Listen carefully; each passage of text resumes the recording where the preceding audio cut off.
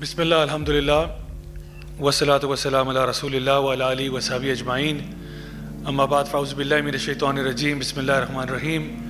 رب اشرح لی صدری ویسر لی امری واحلل عقدۃ من لسانی یفقہوا قولی۔ السلام علیکم ورحمۃ اللہ وبرکاتہ۔ آج ہم جس جن آیات کو ہم دیکھیں گے اور جس موضوع پر ہم بات کریں گے، جیسا کہ میں نے کل بھی ذکر کیا تھا کہ ہماری کوشش ہے کہ ہم ہر روز ایک ایسی چیز کی بات کریں جس کو دل سے نکالنا ہے اور ایک ایسی چیز جس کو دل میں داخل کرنا ہے۔ تو کل چونکہ ہم لوگوں نے تکبر کی بات کی تھی جو کہ دل سے خارج ہونے والی چیز ہے، اس کو نکالا جائے گا، تو اب آج ایک ایسی چیز کی بات کرتے ہیں جس کو دل میں ڈالنا بہت ہی اہم ہے، اور وہ ہے کہ اللہ رب العزت کی ذات پر توکل کرنا، اللہ رب العزت کی ذات پر بھروسہ کرنا ہر معاملے کے اندر۔ تو اس سلسلے میں اللہ سبحانہ تعالیٰ قرآن مجید میں سورۃ توبہ کے اندر آیت نمبر 52 میں ارشاد فرماتے ہیں، قُلْ لَن يُصِيبَنَا إِلَّا مَا كَتَبَ اللَّهُ لَنَا هُوَ مَوْلَانَا وَعَلَى اللَّهِ فَلْيَتَوَكَّلِ الْمُؤْمِنُونَ۔ اللہ تعالیٰ فرماتے ہیں کہ کہہ دیجئے کہ ہمارے ساتھ کچھ بھی ایسا نہیں ہوگا سوائے اس کے کہ اللہ نے پہلے سے ہمارے لیے وہ لکھا ہوا تھا، وہی ہمارا مولا ہے، وہی ہمارا دوست ہے، وہی ہمارا حفاظت کرنے والا ہے۔ تو جو ایمان والے ہیں وہ پھر اللہ ہی پر توکل کرتے ہیں، وہ اللہ ہی پر بھروسہ کرتے ہیں۔ اسی کے ساتھ ساتھ اللہ رب العزت قرآن مجید میں سورہ الحدید سورہ نمبر 57 اس کی آیت نمبر 22 میں ارشاد فرماتے ہیں، ما اصاب من مصیبت فی الارض ولا فی انفسکم الا فی کتاب من قبل، کہ کہہ دیجئے کہ جو بھی مصیبت آپ کے اوپر آتی ہے زمین میں یا آپ کے اوپر، جو بھی مصیبت آتی ہے آپ کے یعنی زمین میں یا آپ کے اوپر آتی ہے، وہ کوئی ایسی چیز نہیں سوائے اس کے کہ وہ پہلے سے ایک کتاب میں ایک رجسٹر میں لکھی ہوئی تھی، یعنی کہ جو بھی مصیبت آتی ہے یہ پہلے سے لکھا ہوا تھا کہ آنی ہی تھی۔ تو اس کے معاملے میں اب پریشان ہونے کی ضرورت نہیں ہے، یہ ایسا ٹیسٹ ہے، ایک ایسی آزمائش ہے جو آپ کو ملنی تھی۔ اللہ رب العزت نے پورے قرآن مجید میں کہیں پہ بھی اس بات کا دعویٰ نہیں کیا کہ یہ دنیا جو ہے یہ جنت ہے۔ اگر کیا ہو تو مجھے بتا دیں، کوئی ایسی آیت ہو، کوئی ایسی حدیث ہو جہاں پہ کہا گیا ہو کہ دنیا جنت ہے، ایسا تو کوئی آیت نہیں ملے گی آپ کو۔ یا پھر کوئی ایسی جگہ ہو جہاں پہ کہا ہو کہ آپ کو آزمایا نہیں جائے گا دنیا میں، بلکہ اس کے برعکس یہ فرمایا گیا کہ آپ کو ضرور آزمایا جائے گا۔ الذی خلق الموت والحیات لیبلوکم ایکم احسن عملا، ہم زندگی اور موت پیدا اس لیے کیے تاکہ آپ کی آزمائش ہو۔ اور پھر آگے فرمایا کہ جو بھی آپ کے اوپر مصیبت آئے گی آپ کو آزمایا جائے گا۔ کس طریقے سے آزمایا جائے گا؟ کیا چیزیں آپ کی زندگی میں آئیں گی؟ من الخوف والجوع ونقص من الاموال وانفس وثمرات وبشر الصابرین، یعنی آپ کی زندگی میں خوف کی کیفیت بھی آئے گی، جانی نقصان ہوگا، مالی نقصان ہوگا، اتار چڑھاؤ ہوگا، یہ ساری چیزیں زندگی کا حصہ ہیں، کیونکہ اللہ سبحانہ تعالیٰ دیکھنا چاہتے ہیں کہ جو شخص یہ کلمہ پڑھتا ہے لا الہ الا اللہ، کیا یہ اس کے اوپر عمل بھی کرتا ہے یا نہیں کرتا، کیونکہ توکل کا تعلق بھی جو ہے نا وہ آپ کے عقیدے کے ساتھ ہے۔ ایک ہوتا ہے انسان عقیدے کی کچھ کتابیں پڑھ لیتا ہے اور اس کو پتہ ہوتا ہے کہ اللہ ایک ہے، وحدہ لا شریک ہے، لیکن ایک ہے جب آپ اس بات کو ماننا شروع کر دیتے ہو اور واقعی میں زندگی کے ہر پہلو میں آپ اس بات کو کبھی نہیں بھولتے کہ جو اللہ کی مرضی ہوگی وہ ہوگا۔ اب میں اگر آپ سے ایک سوال پوچھوں کہ یہ بتائیں کہ آپ کی زندگی میں جو بھی فیصلے ہوں گے وہ آپ کی مرضی کے مطابق ہوں گے یا اللہ کی مرضی کے مطابق؟ اللہ کی مرضی ہوگی۔ اچھا، آپ کی مرضی کے مطابق ہو سکتا ہے، اندازاً میں کہتا ہوں چلیں 20% فیصلے آپ کی مرضی کے مطابق ہو جائیں گے۔ آپ کہیں پہ جاب کرنا چاہتے تھے، کبھی نہیں مل گئی، کبھی مل گئی۔ آپ کہیں پہ کسی یونیورسٹی میں داخلہ لینا چاہتے تھے، شاید داخلہ وہاں نہیں ہوا، کیا پتہ ہو گیا کہیں آگے جا کے ٹرائی کیا تو۔ کہیں پہ آپ رشتہ کرنا چاہتے تھے لیکن اللہ معاف کرے ان کا استخارہ ہی ٹھیک نہیں آیا، یا وہ رات کے اندھیرے میں پھپھو انگوٹھی بنا کے چلی گئی، اب ان پھپھو کو اللہ ہدایت دے، اب میں کیا کر سکتا ہوں۔ تو کبھی کبھار ایک آپ کی چاہت ہوتی ہے اور پھر ایک میرے رب کی چاہت ہوتی ہے، تو ہو سکتا ہے آپ کی چاہت کبھی پوری ہو جائے کبھی نہ ہو جائے۔ آپ نے چاہا کہ پاکستان انڈیا کو ہرا دیتا چیمپئنز ٹرافی میں، نہیں ہوا، اب کیا کریں۔ تو کبھی کبھار نا آپ بہت سی چیزیں آپ کی زندگی میں ایسی ہوں گی جو آپ چاہ رہے تھے لیکن اس طرح نہیں ہوا۔ کبھی کبھار بچے ہوتے رہے ضد کرتے ہیں مجھے کھانے کے لیے یہ دے دے وہ دے دے، تو اگر تو بچوں پہ چھوڑ دیا جائے تو بچے تو سارا وقت ٹافیاں، چاکلیٹس اور ڈونٹس ہی کھاتے رہیں گے، لیکن ماں باپ کو پھر کہیں روکنا پڑتا ہے کہ نہیں بیٹا ابھی آپ جا کے یہ سالن کھاؤ، یہ روٹی کھاؤ، یہ سبزی کھاؤ، دال کھاؤ، ان کو کہنا پڑتا ہے۔ تو بچہ کہتا ہے کہ میری مرضی کے خلاف ہو رہا ہے، لیکن کوئی بات نہیں، آپ کے لیے بہتر ہے نا۔ اچھا، اسی طرح سے اگر آپ بچوں کو اپنے حال پہ چھوڑ دیں کہ بیٹا جو مرضی تم نے کرنا ہے وہ کرو، وہ سارا دن بیٹھے پب جی اور فورٹ نائٹ کھیلتے رہیں گے، تو پھر پڑھائی کون کرے گا, باقی کام کون کرے گا؟ وہ سارے اگر یہی کرتے رہیں گے تو بیچارے فیوچر میں تو کچھ بھی نہیں بچے گا ان کا. ابھی تو ایسے ایسے واقعات سامنے آئے کہ کچھ بچے ویڈیو گیم کھیلتے کھیلتے بیچارے مر گئے. کیوں؟ کیونکہ موومنٹ نہیں ہو رہی تھی. یعنی 15 گھنٹے 16 گھنٹے 18 گھنٹے ویڈیو گیم کھیلتے رہے, کیونکہ اماں ابا چیک نہیں کر رہے تھے. انہوں نے کہا بیٹا جو آپ کی مرضی آپ وہی کرو, تو بس پھر بچہ مر گیا. تو کہنے کا مقصد یہ کہ زندگی میں کچھ چیزیں ایسی ہوں گی جو آپ کی مرضی کے مطابق ہو جائیں گی, لیکن اکثر و بیشتر ایسی ہوں گی جو آپ کی مرضی کے مطابق نہیں ہوں گی. تو اس پر پھر توکل کرنا سیکھیں کہ جو بھی میری زندگی میں ہوگا وہ اللہ تعالیٰ کی مرضی کے مطابق ہوگا. اللہ تعالیٰ کے اسماء و صفات میں سے ایک اللہ کا نام ہے السمیع البصیر, یعنی اللہ تعالیٰ ہر چیز کو دیکھتا بھی ہے, ہر چیز کو سنتا بھی ہے. یہ صرف اللہ کے نام نہیں ہے, اللہ کی صفات بھی ہیں. پھر اللہ کے ناموں میں سے ایک نام ہے کہ اللہ تعالیٰ العلیم بھی ہے, الحکیم بھی ہے. سب سے زیادہ علم والا بھی اللہ ہے اور سب سے زیادہ حکمت والا بھی اللہ ہے. تو السمیع البصیر ہے اور آپ کی شہرک سے زیادہ قریب ہے, وہ سب دیکھ رہا ہے. یہ نہ سمجھیں کہ اس کو نہیں پتا کہ آپ کی لائف میں کیا ہو رہا ہے. ہمیں کبھی کبھار شاید لگتا ہو کہ پتہ نہیں اللہ کو اللہ جانتا بھی ہے, یہ نہیں جانتا میرے ساتھ میرے پہ کیا گزر رہی ہے. اللہ آپ سے بہتر جانتا ہے آپ پہ کیا گزر رہی ہے. اللہ کو آپ سے زیادہ اچھی طرح پتہ ہے آپ پہ کیا گزر رہی ہے. اللہ آپ کی شہرک سے بھی زیادہ قریب ہے. آپ کے دل میں کوئی خیال نہیں آتا کہ اللہ کو پہلے سے پتا ہوتا کہ یہ خیال ابھی آ رہا ہے اس کے دل میں. اور اللہ تعالیٰ العلیم بھی ہے اور الحکیم بھی ہے. العلیم کا مطلب یہ سب سے زیادہ علم والا اللہ ہے, اور الحکیم کا مطلب یہ سب سے زیادہ حکمت والا بھی اللہ ہے. اب کسی کلاس میں بچے ہوتے ہیں نا, تو ایک بچہ ہے وہ بہت چیزوں کو یاد کر لیتا ہے, رٹے لگا لیتا ہے, بہت ساری چیزیں یاد کرتا ہے. ہم کہتے ہیں یار بڑا علم ہے اس کے پاس, لیکن ہو سکتا ہے اس کو وہ چیزیں اپلائی کرنی نہیں آتی. یعنی کچھ بچے ہوتے ہیں وہ کتابی کیڑے ہوتے ہیں, لیکن جب ریئل ورلڈ میں آتے ہیں نا تو ان کو وہ نالج اپلائی کرنا نہیں آ رہا ہوتا. اس کے برعکس کچھ بچے ایسے ہوتے ہیں جو انٹیلیجنٹ بڑے ہوتے ہیں, وہ کلاس میں اتنی توجہ نہیں دیتے, اتنی پڑھائی اس طرح نہیں کرتے, لیکن ذہین ہوتے ہیں, شرارتوں میں ان کا دماغ بہت چلتا ہے, اور ان کو ہم کہتے ہیں اسٹریٹ اسمارٹ ہوتے ہیں.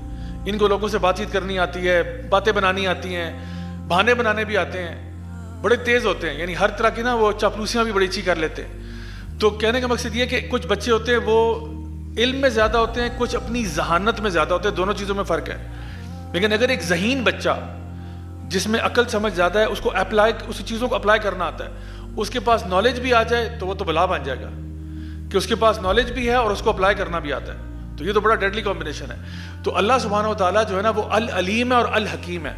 ہمارا علم تو بڑا محدود ہے, اللہ کا علم جو ہے وہ لامحدود ہے. اللہ کی جو حکمت ہے, اللہ کی جو انٹیلیجنس ہے, وہ بھی لامحدود ہے.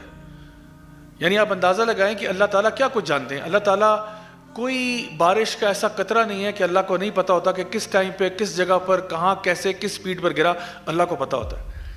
کوئی ریت کا ذرہ ایسا نہیں ہے جو لیفٹ سے رائٹ ہوا ہو یا رائٹ سے لیفٹ ہوا ہو کہ اللہ کو پتہ ہوتا ہے کہ یہ پرٹیکولر ذرہ فلانے صحرا کی فلانی زمین پر ادھر سے ادھر ہوا تھا.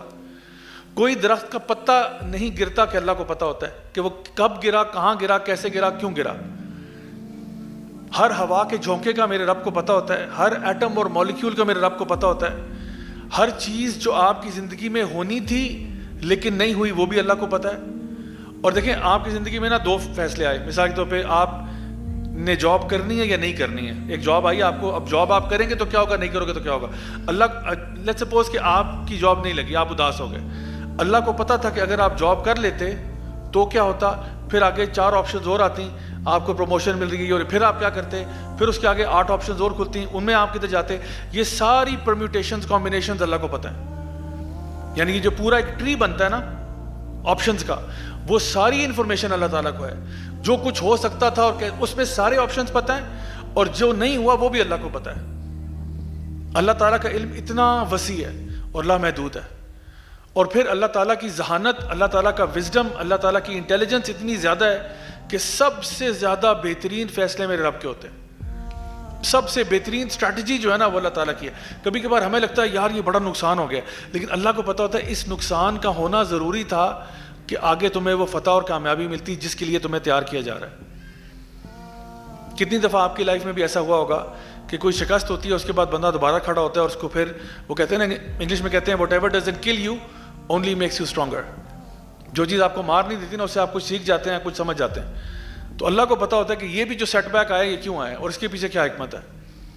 تو اب مجھے بتائیں, اگر میرے ساتھ اللہ ہے اور میرے ساتھ وہ ہے جو سب سے زیادہ علم والا ہے اور سب سے زیادہ بہترین اسٹریٹجسٹ ہے, بہترین ذہانت والا, بہترین عقل و سمجھ والا, تو وہ جب میری زندگی کا کوئی فیصلہ کرے گا تو وہ میرے لیے اچھا ہوگا یا برا ہوگا؟ ظاہری بات ہے اچھا ہوگا. میں تو نکما ہوں بھائی، نالائق ہوں، میں تو اس بات کا اعتراف کرتا ہوں، نکما ہوں، نالائق ہوں. میں نے کیا پلاننگ کر لینی اپنے لیے جو عرش والا رب پلاننگ کرے گا میرے لیے. تو میرا توکل اس بات پر ہونا چاہیے کہ جو بھی اللہ کا پلان ہے نا وہ میرے پلان سے اربوں خربوں گنا زیادہ بہتر ہے. یہ اصل توکل ہے. جب توکل کر جاتے ہیں نا بندہ ریلیکس ہو جاتا ہے، کیونکہ میں نے اپنا معاملہ کس کے سپرد کیا ہے؟ اس ذات کے پاس جو سبحانہ ہوا تعالیٰ ہے، وہ بے عیب ہے، اس کے حوالے میں نے اپنا پورا معاملہ کر دیا. اب آپ دیکھیں کہ ہجرت کے موقع پر نا یہ میں آپ کو نا بڑے ایکسٹریم توکل کی مثال دے رہا ہوں. ہجرت کے موقع پر نبی کریم صلی اللہ علیہ وسلم اور ابو بکر صدیق جو ہیں وہ ایک ساتھ ہجرت کر رہے تھے، اور آپ کو پتہ ہی ہے وہ مشہور قصہ ہے، وہ غار میں جا کے چھپ گئے اور غار کے آگے پھر وہ مکڑی نے جالا ڈال دیا. اچھا اس ٹائم پہ ہوا یہ کہ جو مشرکین تھے، کفار تھے، وہ بالکل غار کے دروازے پہ پہنچ گئے، اور ابو بکر صدیق کے دل کی دھڑکنیں جو ہے نا وہ بڑی تیز ہو گئیں، اور انہوں نے بڑی خاموشی سے کہا کہ یا رسول اللہ اگر یہ صرف نیچے دیکھ لینا تو ہم پکڑے جائیں گے. Can you imagine? یعنی آپ وہ جو نہیں ہوتا کسی مووی کا ایک بڑا سسپینس والا سین ہوتا ہے کہ بالکل جو ہے نا وہ اوپر غار کے اوپر پہنچ گئے اور بس یہ اگر صرف ادھر ادھر دیکھ لینا، یہ نیچے دیکھ لینا تو ان کو ہم نظر آ جائیں گے، اتنے واضح ہم ہیں. تو نبی کریم صلی اللہ علیہ وسلم بالکل ریلیکس اس ٹائم پہ کہتے ہیں ان دو کے بارے میں کیا کہو گے جن کے ساتھ تیسرا اللہ ہے؟ اللہ ہوگا. کتنی بڑی بات ہے. یعنی امیجن کریں کہ ایک بندے کا دل کی دھڑکن نا گلے میں پہنچی ہو کہ بھئی وہ کہتے ہیں نا ہارٹ بیٹ ایکسلریٹ کر رہی ہے، بھئی پکڑے نہ جائیں پکڑے نہ جائیں. نبی کریم صلی اللہ علیہ وسلم ریلیکس ہیں. بھئی ان دو کے بارے میں کیا کہو گے جن کے ساتھ تیسرا اللہ ہو؟ اللہ ساتھ ہے تو فکر نہ کرو، ٹینشن کی بات ہی کوئی نہیں، ریلیکس ہو جاؤ. اور پھر وہی ہوا، وہ وہاں سے نکل کے چلے گئے، انہوں نے جو نا مکڑی کا جال دیکھا، انہوں نے کہا یہاں تو لگتا ہے کوئی بھی نہیں آیا، واپس چلے گئے. یہ ہے توکل اللہ کی ذات پر.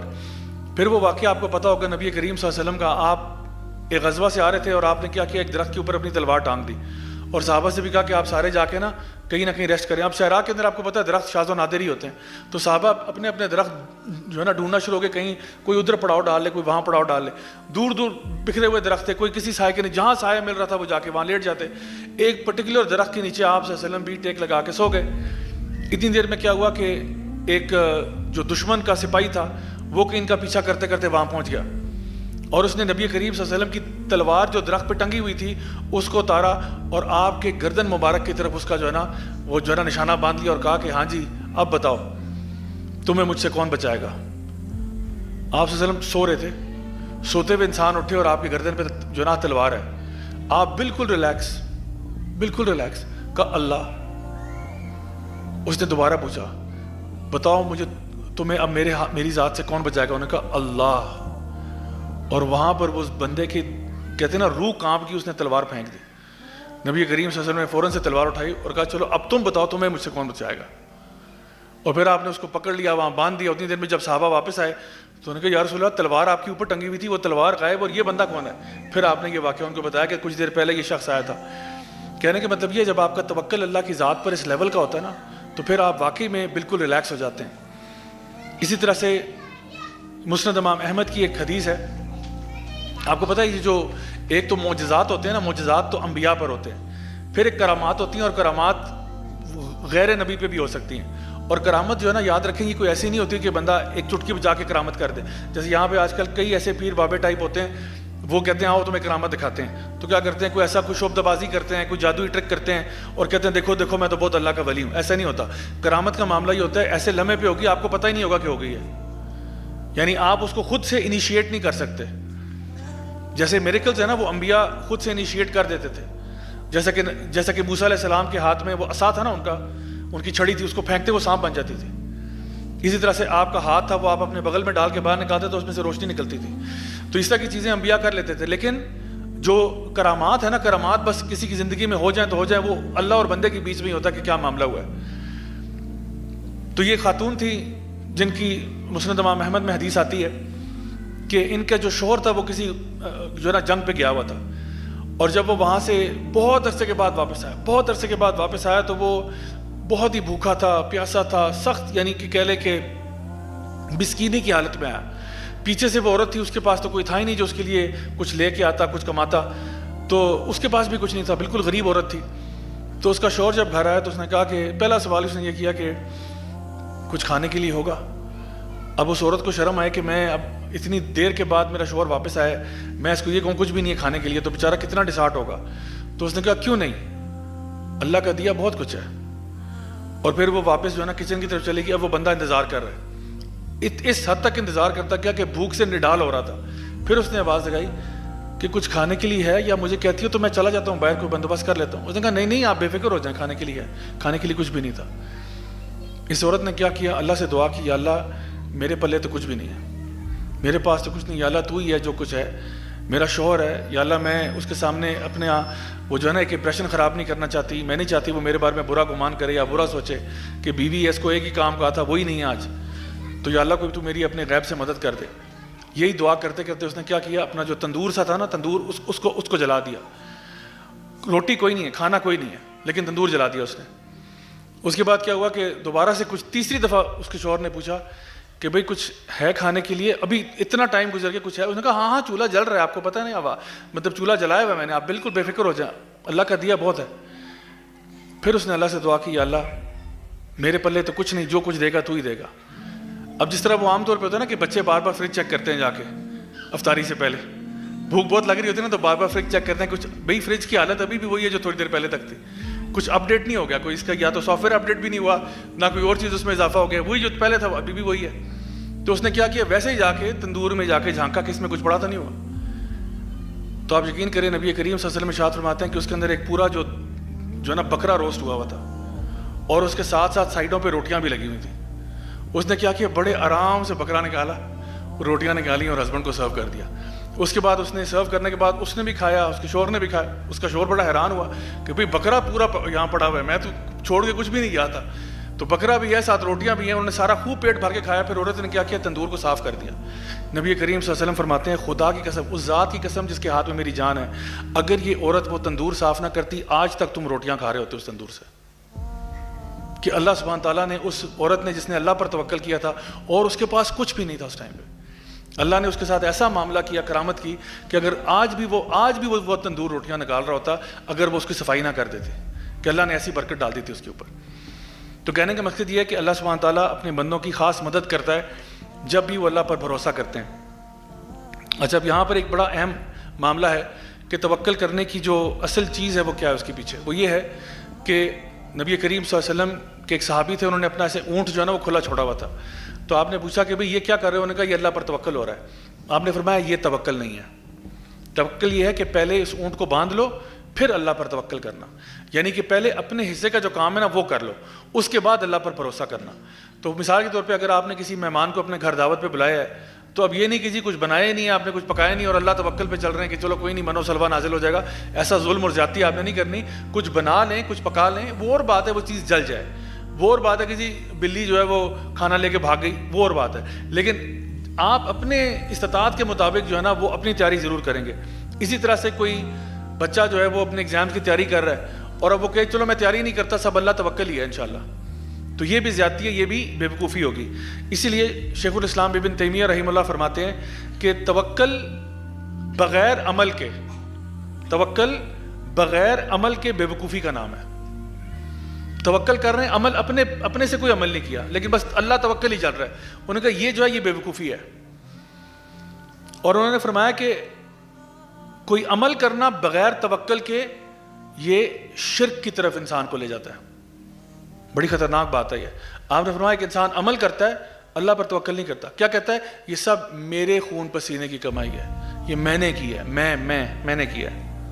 اللہ کو بیچ میں سے مائنس کر دیتا ہے. یعنی اللہ تعالیٰ, تجھے پیدا کس نے کیا تھا, تجھے عقل کس نے دی تھی, یہ سب کچھ جو تھا یہ سارا معاملہ ہوا کیسے, صرف ایک چیز کے پیچھے تو نے اللہ کو ایکویشن سے باہر نکال دیا کہ سب میں نے کیا ہے. تو نے کہا جو عمل کیا جاتا ہے لیکن اللہ کا توکل نہ ہو اس پہ, یہ جو ہے یہ انسان کو شرک کی طرف لے جاتی ہے چیز.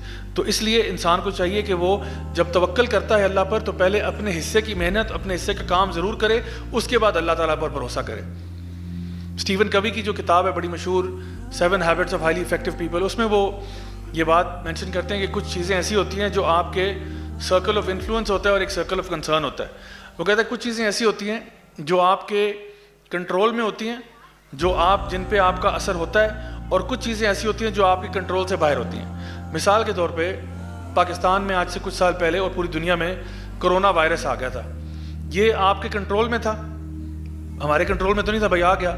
اچھا موسم کیسا ہوگا؟ یہ میرے کنٹرول میں ہے. ابھی یہاں طوفانی بارش شروع ہو جائے تو میں کیا کر سکتا ہوں؟ میرے کنٹرول میں نہیں ہے. اچھا بہت گرمی ہو یا سردی ہو، میرے کنٹرول میں نہیں ہے. اچھا دوسرے میرے بارے میں کیا سوچیں گے، یہ میرے کنٹرول میں ہے؟ نہیں کنٹرول میں. دوسروں کا رد عمل کیا ہوگا، یہ بھی میرے کنٹرول میں نہیں ہے. میرے کنٹرول میں کیا ہے؟ میرا رد عمل، میرا ایکشن، میرے کام، میری محنت، یہ میرے کنٹرول میں ہے. تو بس اسی کی ٹینشن لو. اب ایک بچہ اس کا امتحان ہے نا، تو میں کہتا ہوں آپ امتحان کے لیے پڑھ کے جاؤ. آپ نے پوری تیاری کی، پیپر خدا نخواستہ آؤٹ آف کورس آ گیا، کوئی بات نہیں، آپ نے اچھا کیا، ویل ڈن، شاباش، keep up the good work. آپ نے تو محنت کی تھی نا، بس محنت کی ہے، بس اتنا ہی. اس کے بعد اس سے اوپر ٹینشن لینے کی ضرورت نہیں ہے.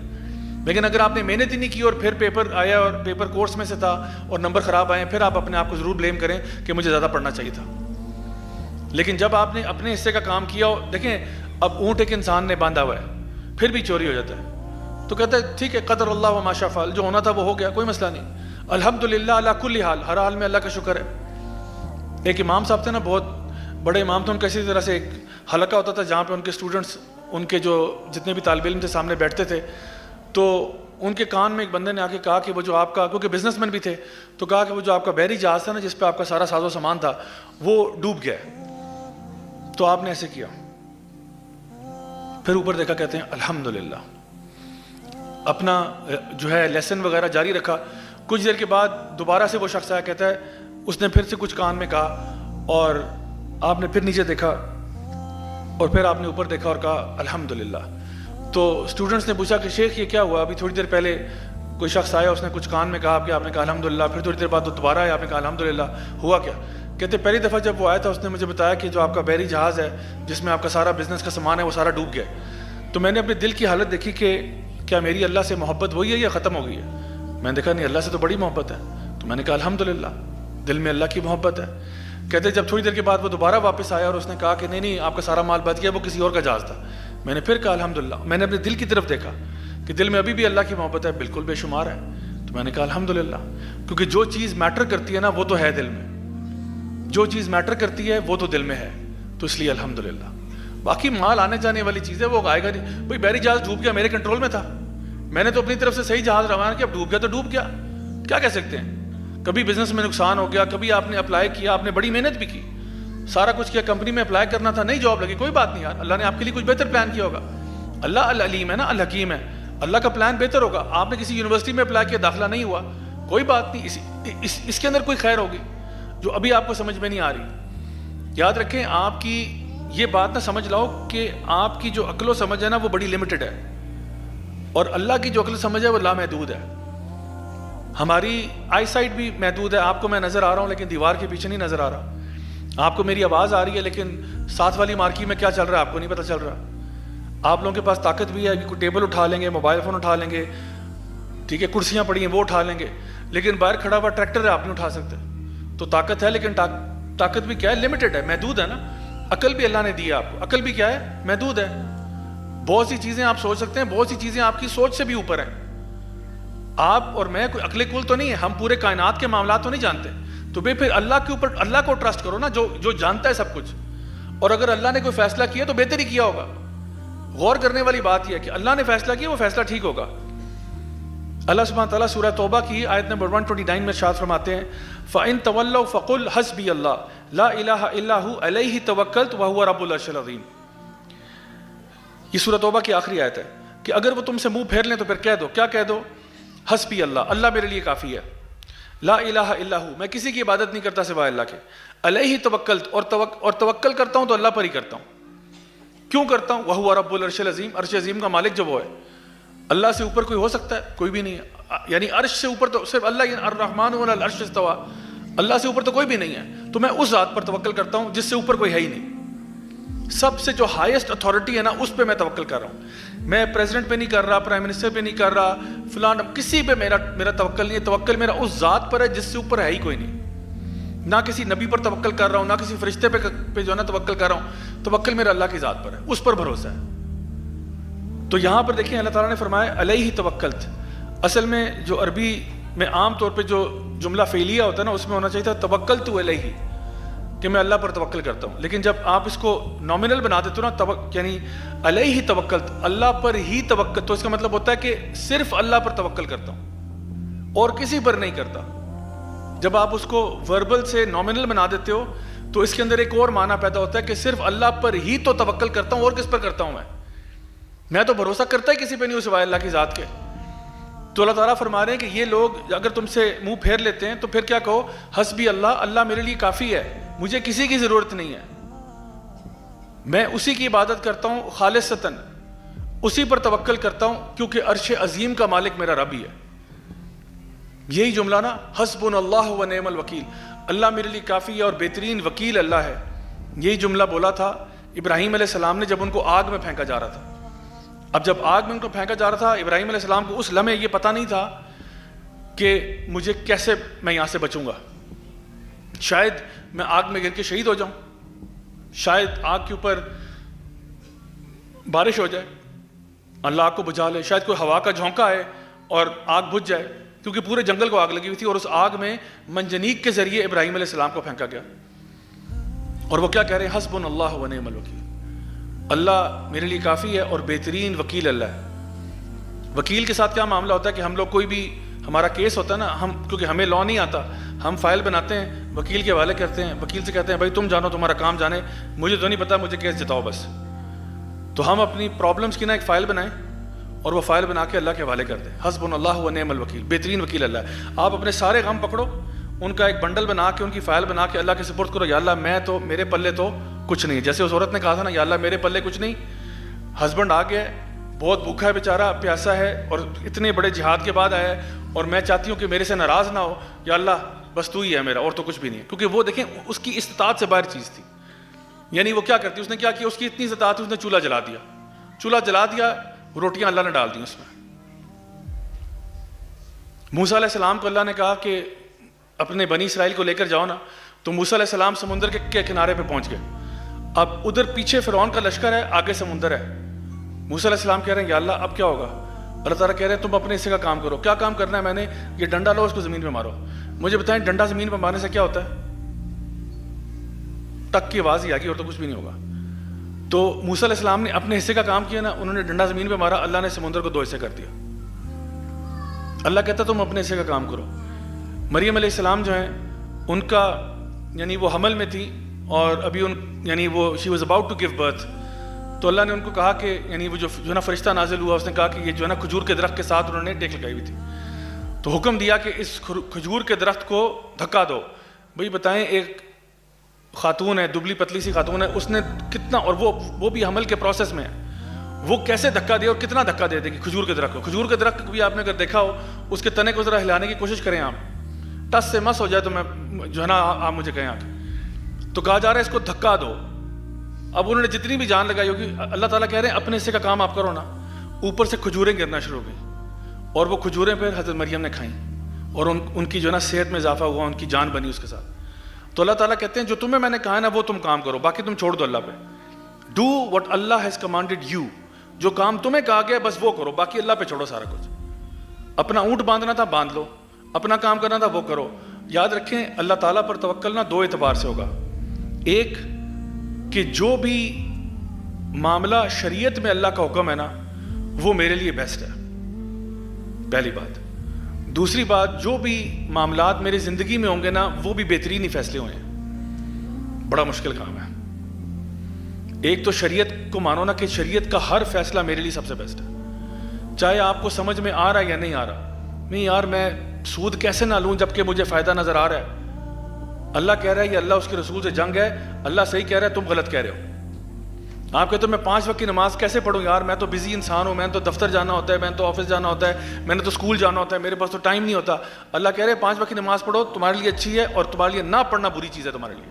شاید تمہیں اتنی عقل ہوتی نا تو تمہیں بات سمجھ میں بھی آتی, لیکن اسی لیے اللہ تعالیٰ حکم دے رہا ہے کہ اب یہ کرو. آپ کے نہیں, رمضان کے روزے بہت مشکل ہیں, کیونکہ ابھی دیکھو نا اسکول بھی ہے, اب آفس بھی ہے, یار سے میں میرا ٹریولنگ ہوتی ہے, فلانا ہوتا ہے, یہ وہ. اللہ تعالیٰ کہہ رہے ہیں رمضان کے روزے رکھو. ہاں اس میں شرائط ہیں, اگر بیمار ہے, مسافر ہے, ٹھیک ہے, اس کو رخصت ہے, اس کے علاوہ رکھو روزے. اب بندہ چون چنا کرے, نہیں ایکچولی آج کل کے حالات واقعات چھوڑو پرے, اللہ جو کہہ رہا ہے وہ ٹھیک کہہ رہا ہے, آپ غلط کہہ رہے ہو. ہر شریعت کا فیصلہ بہترین. اللہ تعالیٰ فرما رہے ہیں کہ جس طرح کوئی بندہ قتل کرتا ہے اور اس کو قتل کے بدلے قتل کیا جاتا ہے, اس میں اللہ تعالیٰ فرما رہے ہیں زندگی ہے. ہم کہتے ہیں نہیں نہیں, ایک بندہ مرا تو دوسرا بھی مار دیں یار, اس کو جیل میں نہ بھیج دیں. اللہ کہہ رہے ہیں جب تک یہ اس کا قتل کا بدلہ قتل نہیں کرو گے, معاشرے کے اندر مزید قتل ہوں گے. زندگی تمہیں تب ملے گی جب تم اللہ کے بتائے ہوئے قانون پر چلو گے. تو پہلی بات جس پر ہم نے توکل کرنا ہے وہ یہ ہے کہ اللہ کا ہر فیصلہ, ہر شریعت کا فیصلہ, ہر حکم سب سے بیسٹ ہے, اس سے اوپر کچھ بھی نہیں ہے. اسلام پوری ہیومینٹی کے لیے سولوشن ہے, پوری انسانیت کے لیے سولوشن ہے. چاہے کوئی جو مرضی فلسفی گھڑے, یہ ہو گیا وہ ہو گیا, ہم آپ کو لبرلزم دیتے ہیں, ہم سیکولرزم دیتے ہیں, سب فضول چیزیں ہیں. اصل چیز وہی ہے جو اللہ کا دین ہے, نمبر 1. نمبر 2, جو بھی فیصلہ تمہاری زندگی میں ہو رہا ہے نا, وہ آپ کے لیے بہتری ہوا ہے. اللہ کے نبی صلی اللہ علیہ وسلم نے فرمایا ایک مومن کا معاملہ کتنا زبردست ہے کہ اگر اس کی زندگی میں کچھ اچھا ہوتا ہے تو اس کے لیے اچھا ہی ہوتا ہے, اس پہ وہ اللہ کا شکر ادا کرتا ہے. اور اگر کوئی زندگی میں برا بھی ہوتا ہے تو وہ بھی اچھا ہی ہوتا ہے, کیونکہ وہ اس پہ صبر کرتا ہے. اور اللہ تعالیٰ فرماتے ہیں انما یوفی الصابرون اجرهم بغیر حساب, کہ صبر کرنے والوں کو تو وہ اجر دیتے ہیں جو بغیر حساب کے ہوتا ہے. باقی ساری عبادات کے نا پوائنٹس ہیں. آپ کو پتہ ہے قرآن پڑھنے کا ہر حرف کی آپ کو 10 نیکیاں ملتی ہیں. الف لام میم 30 نیکیاں ہو گئی. اسی طرح سے آپ جب اللہ کی راہ میں خرچ کرتے ہو, ایک کے بدلے میں اللہ 700 ٹائمز دیتا ہے. اللہ تعالیٰ قرآن میں فرماتے ہیں ایک چھلی کا دانہ جو خرچ کرتا ہے اس کو ہم 7 چھلیوں کے برابر دیتے ہیں, ہر چھلی پر 100 دانے ہیں, تو ایک کے بدلے 700 ملتا ہے. اسی طرح سے جب آپ مسجد چل کے جاتے ہیں, ہر قدم پر آپ کو ایک نیکی ملتی ہے اور ایک گناہ آپ کا ڈیلیٹ ہو جاتا ہے. جب آپ نبی کریم صلی اللہ علیہ وسلم پر درود شریف بھیجتے ہو, فرشتے آپ پر 10 گنا بھیجتے ہیں. یہ ساری چیزیں نا میتھمیٹکلی آپ ایکسل شیٹ بنائیں, اس پہ آپ سارا کچھ نوٹ کر سکتے ہیں. لیکن صبر, اس کے بارے میں اللہ تعالیٰ فرماتے ہیں جو صبر کرے گا اس کو تو بغیر حساب کے دوں گا میں, اس میں کوئی کیلکولیشن نہیں ہے. تو نبی فرما رہے ہیں جب آپ کے اوپر کوئی اچھی بات ہوتی ہے تو ظاہری بات ہے وہ اچھی ہوتی ہے, اور جب کوئی مصیبت آتی ہے وہ بھی اچھی ہوتی ہے, کیونکہ اس کے ذریعے بھی پتہ نہیں اللہ تعالیٰ نے کتنے آپ کے درجات بلند فرما دیے ہیں اور کتنا زیادہ اجر اللہ تعالیٰ نے آپ کو عطا فرمایا. سو یاد رکھیں کہ ہماری زندگی میں جو بھی فیصلے ہو رہے ہیں نا, ہم اکثر و بیشتر ہمارے کنٹرول میں نہیں ہے. وہ اگر وہ ہمارے کنٹرول میں نہیں ہے تو پھر ہمیں اللہ پر توکل کرنا چاہیے, اللہ تعالیٰ پر بھروسہ کرنا چاہیے کہ جو بھی ہوگا انشاءاللہ تعالیٰ بہتر ہی ہوگا. آخر میں وہ حدیث سناؤں گا آپ کو, ترمذی کی حدیث ہے کہ ابن عباس جو ہے رضی اللہ عنہما, وہ نبی کریم صلی اللہ علیہ وسلم کے ساتھ ایک سواری کی جانور پر بیٹھے ہوئے تھے. اس ٹائم پہ ان کی عمر ہارڈلی کوئی 12-13 سال ہوگی. تو نبی کریم صلی اللہ علیہ وسلم نے ارشاد فرمایا کہ اے بیٹے, آج میں تمہیں کچھ نصیحت کے الفاظ سناتا ہوں کہ اللہ تعالیٰ کا, یعنی اللہ کے بارے میں تقویٰ رکھنا, اللہ کے بارے میں مائنڈفل رہنا, اللہ تمہاری حفاظت فرمائے گا. اور آپ نے فرمایا کہ اگر دنیا کی قومیں تمہارے خلاف کھڑی ہو جائیں اور تمہیں نقصان پہنچانا چاہیں, جان لو وہ تمہارا کوئی نقصان نہیں پہنچا سکتے سوائے اس کے جو اللہ تعالیٰ پہلے لکھ چکے ہیں. اور اگر پوری دنیا کی قومیں اکٹھی ہو کے تمہارا کوئی فائدہ پہنچانا چاہیں, جان لو تمہیں کوئی فائدہ نہیں پہنچا سکتے سوائے اس کے جو اللہ نے پہلے لکھا ہوا ہے.